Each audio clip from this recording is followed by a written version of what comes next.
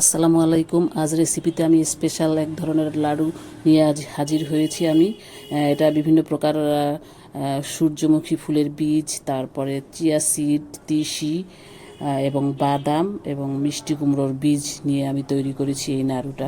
প্রথমে এগুলো আলাদা আলাদা পাত্রে ঢেলে নেব এবং আলাদা আলাদাভাবে আমি এগুলো ভেজে নেব হালকা করে 2 মিনিট করে। এক একটা আইটেমগুলো আমি একটু ভেজে নেব 2 মিনিট করে, সাথে আমি একটু ঘি দিয়ে দেব এবং নেড়ে চেড়ে যখন ভাজা ভাজা হবে, মোটামুটি আর কি, বেশি ভাজতে হবে না, ভাজা ভাজা হলে তখন আমি এক এক করে নামিয়ে নেব সবগুলো। আসলে এগুলো আপনার স্টেশনারি শপেই আপনি এগুলো পেয়ে যাবেন। যারা এগুলো খেতে পছন্দ করেন, বিশেষ করে যাদের ডায়াবেটিস এবং স্বাস্থ্য সচেতন যারা, তারা এটা নাড়ুটা খেতে পারেন।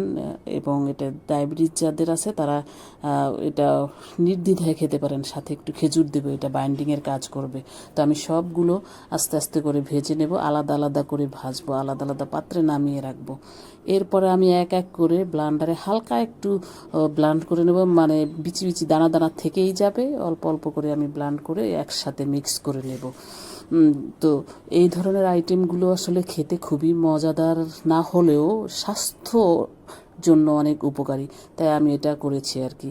সবগুলো যখন আমার গুঁড়ো করা হয়ে গেছে, এরপর আমি খেজুরের বীজ আলাদা করে ফেলে এটা আসলে ভিজিয়ে রেখেছিলাম মিনিমাম আধা ঘন্টা। এরপরে আমি ওটাকে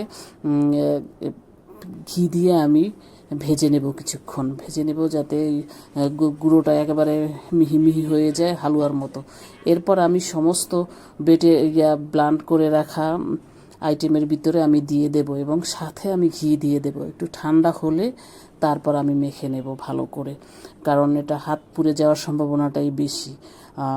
দেখতেই পাচ্ছেন অনেক গরম গরম থাকা অবস্থায় আমি করতে চেয়েছিলাম, কিন্তু পারিনি। পরে আমি একটু পরে আমি রেস্টে রেখে দিয়ে 5 মিনিট তারপর আমি এগুলো আবার মেখে নিয়েছি।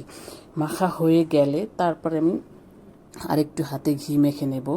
ঘি মেখে নিয়ে তারপরে আমি এক এক করে এগুলো আমি নাড়ুর শেপে আকারে বানিয়ে নেব, ছোট ছোট আকারেই বানিয়ে নেব, যে যার যার পছন্দ মতো।